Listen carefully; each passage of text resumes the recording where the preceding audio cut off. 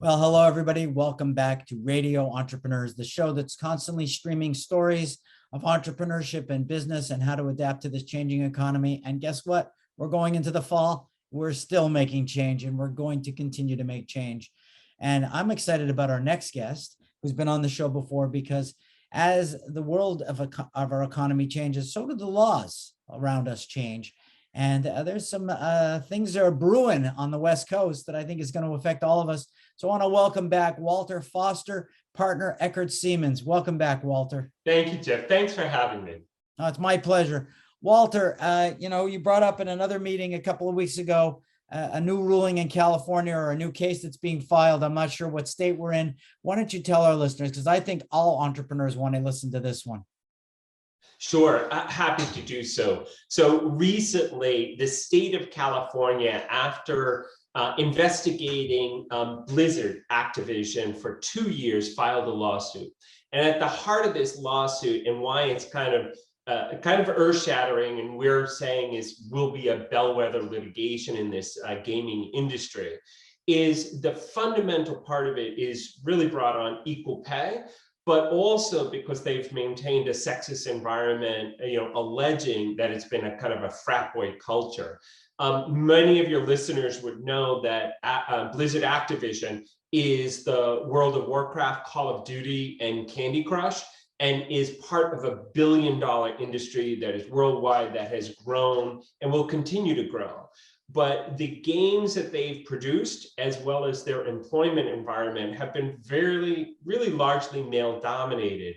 The California state agency charged with enforcing the anti-discrimination laws recently, about a year ago, both federal and statewide had instituted new equal pay laws.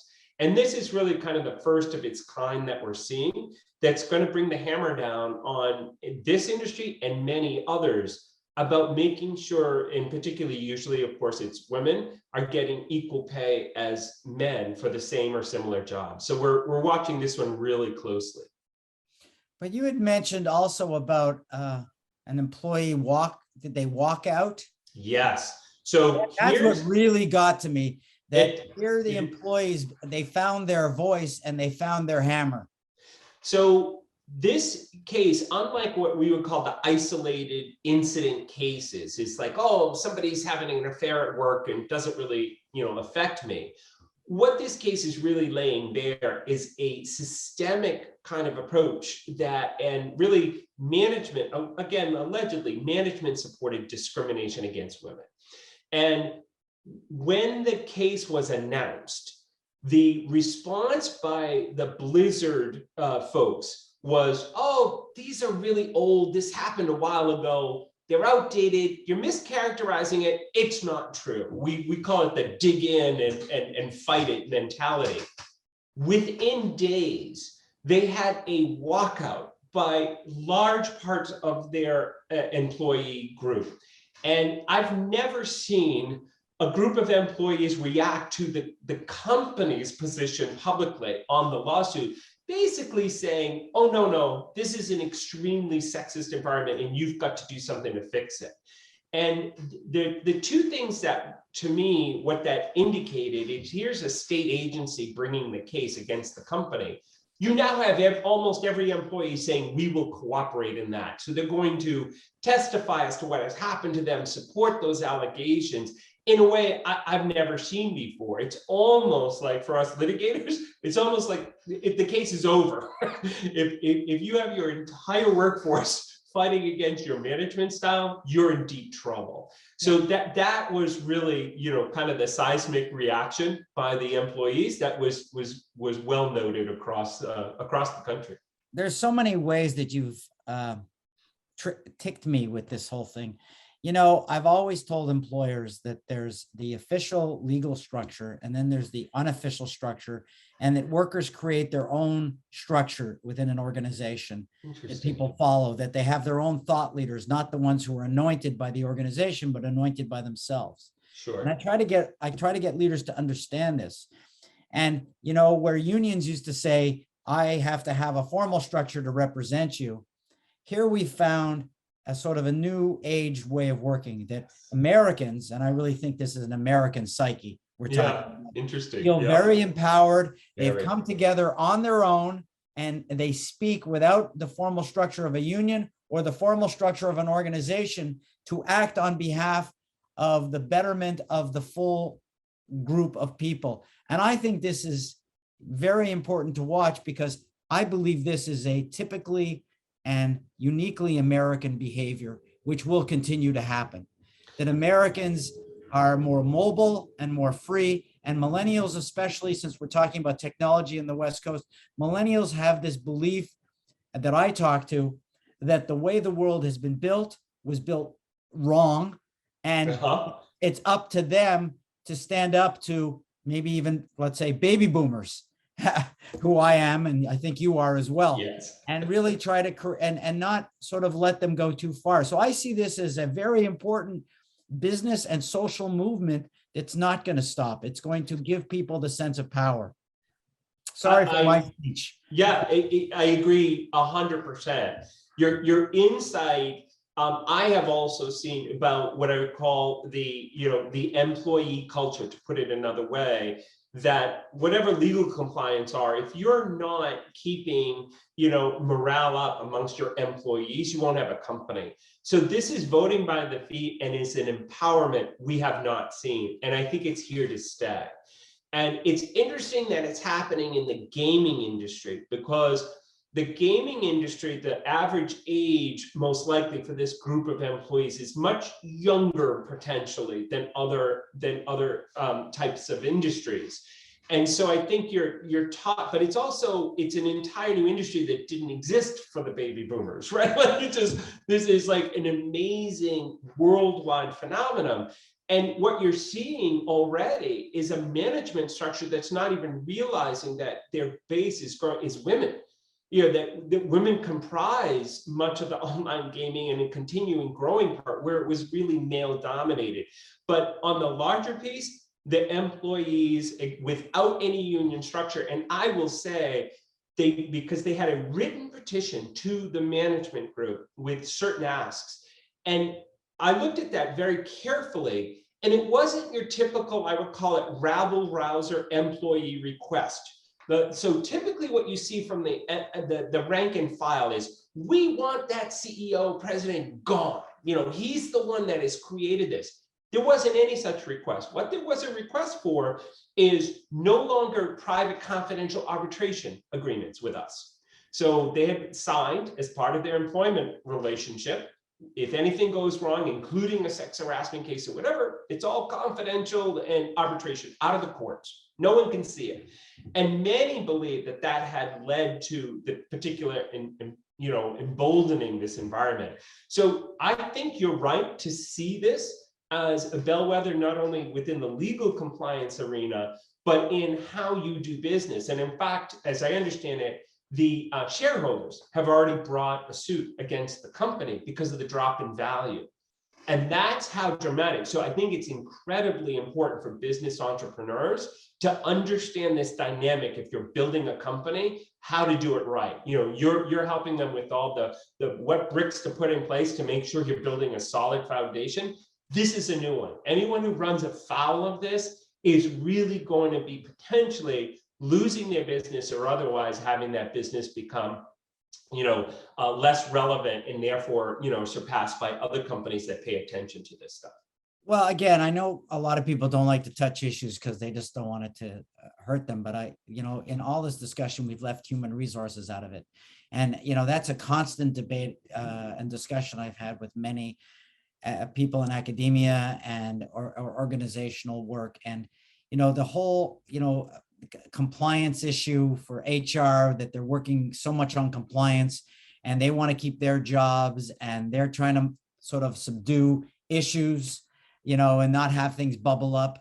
And, I'm not sure that HR is really equipped in today's world politically, or their skill sets, or what their real agenda is to deal with this too, because I'm sure these organizations had HR departments, and where were they? That's like saying, where was the CIA giving information about Afghanistan? Sorry. It's like, it's after the fact, but I don't think that's what they were structured to do. They were structured to say, this organization's functioning day to day. We're doing payroll. We're doing this. We've got our employment letters out. We're doing our recruiting. Everything's smooth. It's if I were there, I would probably be telling people what the problems are, because that's what I do. And they'd be saying, 50-50. Well, no, people listen to me more now that I'm gray than when I wasn't gray. After years. I don't think the content's changed that much. It might be more humorous, but it is a lot more the gray. It has an effect. It brings with it some gravitas. But, right. But again, I think HR is an issue in this too. It is. It's a big issue. And insofar as it's seen as the role, as what I call a subsidiary role, where, we in the C-suite, are what matters most is what's the newest game, our creative side. What matters most is the tech side. Top line. Yeah. Top line, and therefore bottom line, results, where HR doesn't have that until you come to this. So here's where the HR gets translated, because this lawsuit is going to require and they've already hired an outside law firm to look at the company from top to bottom, not only on this frat boy culture, which you have to eradicate. Like that's like you've really gone far afield, but they're looking at the equal pay issue. So when you've hired, how many women are in the creative department? How many women have a seat at the table at the C-suite? And what are they getting paid? And that has not seen the light of day. That's where the shareholders and the company has been put at risk if you haven't assessed that in terms of the compliance. So either the ostrich approach of like HR just does compliance, and it doesn't really affect the bottom line insofar as you think that is the, if you will, the role of HR, you've got it wrong. So, and I'll just add, at the C-suite, I'm glad you brought it, because I think everybody's culpable. The fish rots from the head down. But, if I see 90 out of 100 executives, I say, why do you have such a nice office? We should get rid of it. You're too comfortable. Get out of your office. Let's destroy your office. You gotta be out with your people. You got to read, it's like those CEO TV shows where they wear a disguise and they learn about their organizations. Right. If they're not mingling, then they're doing the wrong job as well. I mean, I think we've all sort of fallen prey from top to bottom and have to relook at this whole thing.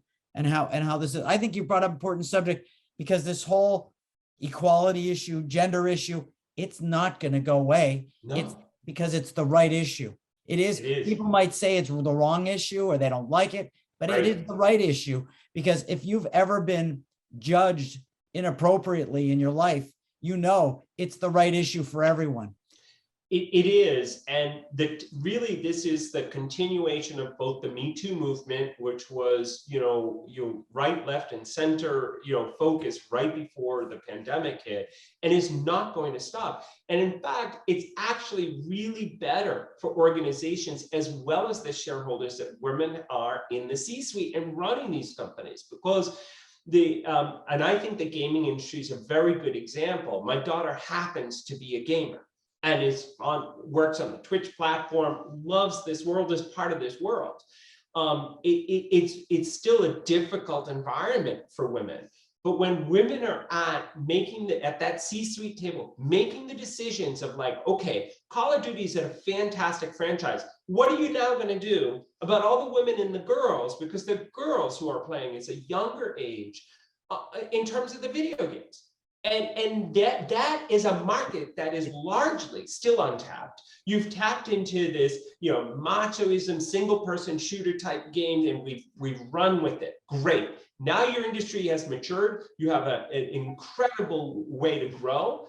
How, if I'm a shareholder, I'm asking the question, how are you doing that? How are you going to make money as we move forward? It comes down to culture. And a lot of companies that do business, foreign companies I deal with that are very successful, they don't look at culture. And I think we've all got to look at what our culture is. I'll just throw you back generational. When I first moved here I'm originally from Canada. Yeah. I had started businesses before. I had worked for Fortune 500 companies. The headhunter said to me, you always would say to me, where did you go to school? And I'd go, when I came down here, and I had a lot of experience, and I'd say,